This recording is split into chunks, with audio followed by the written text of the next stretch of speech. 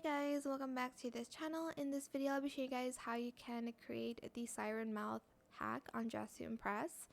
So to do that, I'm just going to go here, get the crown here, and toggle on VFX. Scale it all the way to 0. And then position the Y at 0.32. And then the Z at 0.47. You're going to want to rotate the X to 0.38. And as you can see, the light should be on your mouth. If you want it, you can make it a little bit lower depending on the position of where the mouth is, I guess.